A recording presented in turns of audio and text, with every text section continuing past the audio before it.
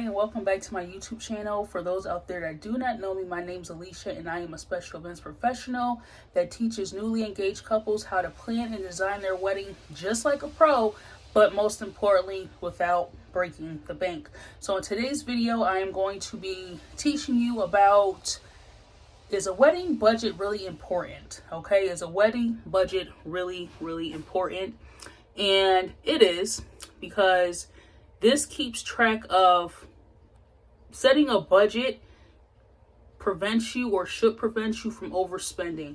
A budget is designed to make it set in stone. Like, this is how much money I have to spend. This is the goal that I set for myself. And this is my limit. Okay, this is my limit. This is what I can financially afford. And I don't want to go over that. Let me give you guys the definition of a budget, just so you all know, get a better understanding of why a budget is so important. Because with weddings, people get so caught up in the moment that, oh, I want this, I need this, and that's how vendors suck you right in. That is how vendors suck you right in, because they ask little questions, they start up small talk, all this to get information out of you, so you are able to provide them with more information. With more information from them equals, this will be the right package for her. They don't care if it's going to take a bulk of your money. They don't care if you have other expenses. How can I upsell this package to her? How can I upsell this package to them to get them to book and to get them to upsell them a higher package? So let me give you guys a definition of budget so you guys know exactly and you get a better understanding of a budget. So budget on Google, an estimate of income for a set period of time. Okay, for a set period of time. So again, if you said, when you go to the grocery store, I want to, my goal, my budget, let's say, is $100. I only have $100. You may have more in the bank, but you only want to spend $100. So this is, you have to, with wedding planning, you have to kind of think of it like a shopping trip. If you set budgets for your shopping trip at the grocery store, use that same mentality when you're shopping for your wedding. If you are a person that uses coupons, discounts, anything to drive the price low while you're grocery shopping, again, have that same mentality. How can I drive the price down when planning your wedding? Because I know a lot of people are like, well, I need this for the wedding, I need this, well, I need to have, this, that, and third, because they're going based upon what other people have done, what they view as what is right for weddings, when there's really no right or wrong way to have your wedding. Okay, you and your spouse's wedding is all up to what you want to do. So you don't have to have your wedding at a big fancy wedding venue. You don't have to have your wedding a limousine. You don't have to have all this fancy stuff that you already saw multiple people having. You don't have to have any of that. You have to have what you can afford. And that's what a lot of people just lose sight of. So having a budget is definitely necessary, because you have to factor in the whole picture. Okay, not just the one picture. You have multiple pictures that you have to factor in. You have to think about catering. What is going to be your limit for catering? Because catering is a huge cost for your wedding. The venue, what is your absolute maximum limit? Transportation, you'll get there, you'll get to your wedding, but how do you want to roll up to your wedding in style? Dresses, that's another money maker. That's another thing that's costly. Flowers, cake, dessert. So you have to have allocated budgets out of this big budget, allocated budgets that bring it all together, okay, that equal up to your actual big budget. You can't just go out and wing it. You can't just go out and say, well, I want this is my wedding, because that type of mentality is going to leave you in the red. That type of mentality is going to leave you broke. That type of mentality is going to already cause financial problems and financial hardship in your marriage, and you haven't even got started yet, because financial education, financial literacy is not there. Okay? When you have a wedding, you are supposed to be financially literate. I understand that they don't teach this in school. I understand that a lot of people don't know or cannot maintain financial a budget, and that's where the problem is going to start. Because if you're trying to dip into your savings, your emergency fund, your retirement, you're already going down the wrong path. Your wedding is a separate occasion that can be done more affordably. You don't have to rush to have a wedding. You can set your wedding date, but plan your wedding out so you're able to plan it financially better. Okay, not just plan it, but plan it financially better, where it will work best for you in your pockets, and you're not just out here spending because maybe somebody has given you a $30,000 check for your wedding. Maybe I just want to go take out a loan. Do not take no loan out for your wedding. You're already going down the wrong path. Your wedding is for one day, and you should maintain that budget for one day. So you have 1 year, 2 years, maybe even 3 years, if not longer, to plan your wedding, to be, to have enough time to save up so you will not have to be in debt coming out of once the wedding is over. Again, you should not be dipping in your retirement fund. You should not, and don't have I'm going to put the money back, because you're not, because once you dip out of that, and it's going to probably be like one large lump sum. It's going to take you forever to put it back in there. Just like it took you forever to grow it, it's going to take you forever to put it back in there. So do not even touch it. That retirement is for when you're later on down the line. You have to think about your future. You can't just think about now and what you want now. You have to think about, how is this going to affect me in the future? How is this going to affect my family and my future spouse in the future? You and your spouse need to be financially literate before you can actually start planning. If you're not a frugal person, once you get somebody, it goes right back out. You need to break that habit, because breaking that habit is going to free up a lot of money. It's going to stretch out your wedding budget. It is going to cause you to, just, oh my gosh, I have $30,000 like free, like they gave me to, now you're going to blow through it. And when you go to meet wedding vendors, the first thing you're going to say, well, I have $30,000. That is not the number that you should be telling people. You should break that $30,000 down into what you're absolutely the max you're going to spend, because you have to, again, factor in other areas of the wedding, decorations. Okay. Maybe you have to help out, pay for hair and makeup. You have to factor in other stuff before you just say, oh, I have $30,000, because what can potentially happen if you just tell the vendor this is how much money I have, and it's like one large lump sum. They could actually, without you even knowing, they may not even have packages. Okay, they want to hear you speak.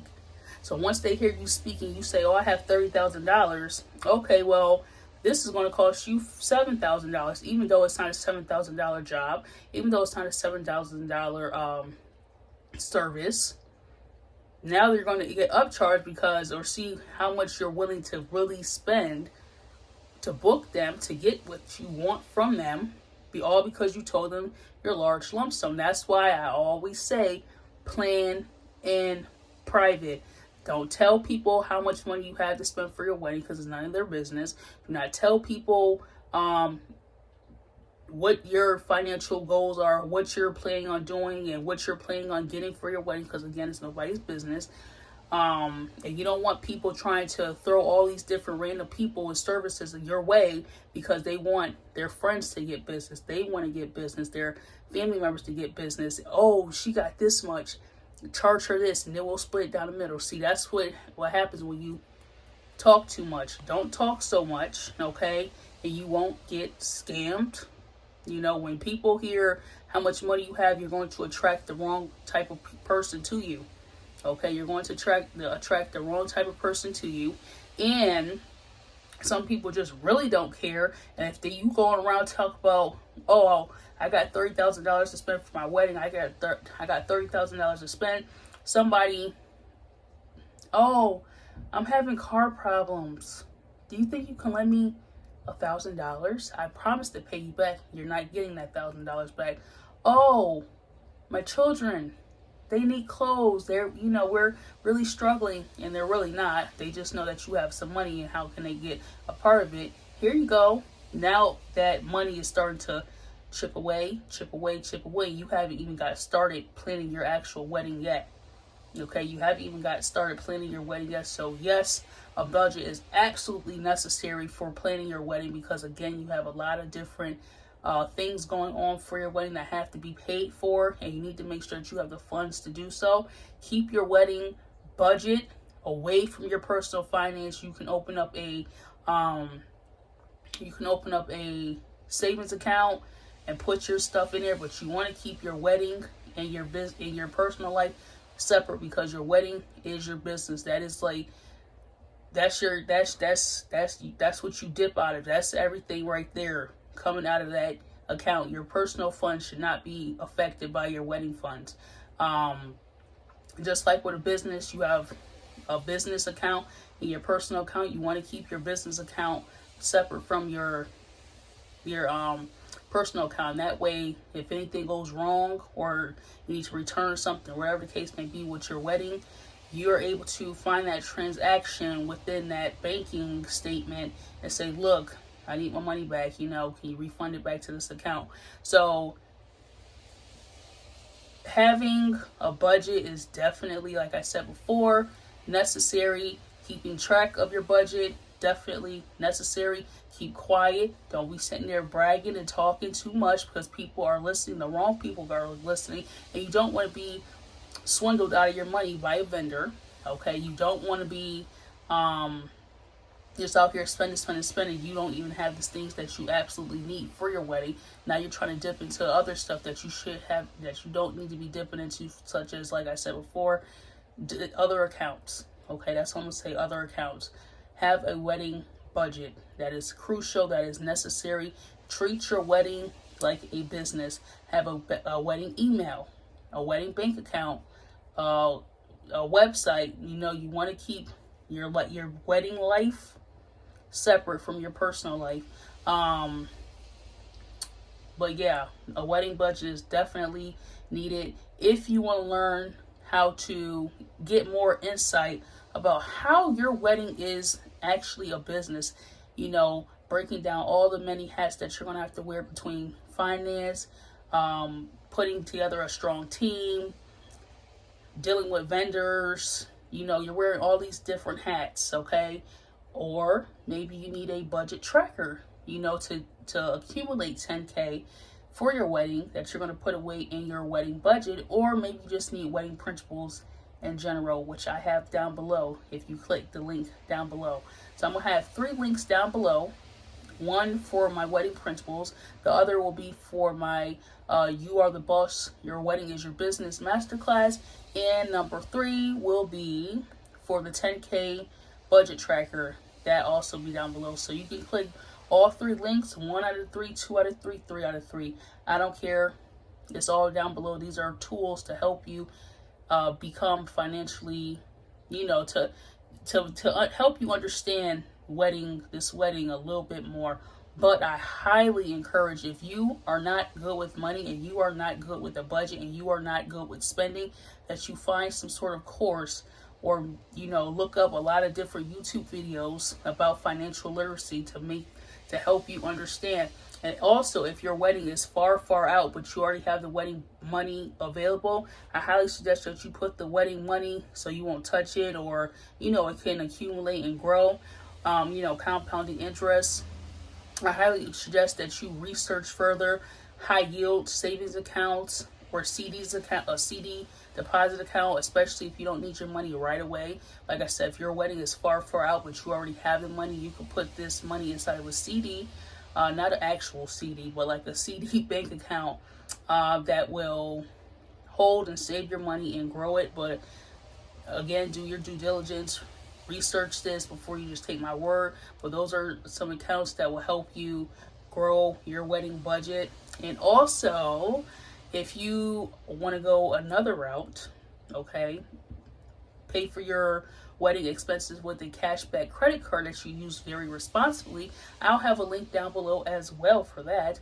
With Capital One, it's the quick silver card. It'll be down below. I have that card. Every time I swipe it, I get cash back, and that cash back, will be definitely helpful for somebody that is planning their wedding, and then they can just save the cash back and withdraw it, and put it in a savings account, for your house, honeymoon, or you maybe want to save it up for your honeymoon and use that, whatever the case may be. All the links will be down below. If you do decide to use the Capital One cashback offer down below, I do get a commission from that, but it's a great card, cashback. Think about it. Swipe for your, so 3 things happen when you swipe that Capital One credit card. Number 1, you're building up your credit because you're going to pay off the balance every month. You get you're building up your credit, you're getting cash back, and you're saving money because you're getting your cash back, and you're saving your, you're building and saving. That is the most important thing. So go ahead and smash that like button below, leave a comment below, subscribe, and I'll see you all on the next video.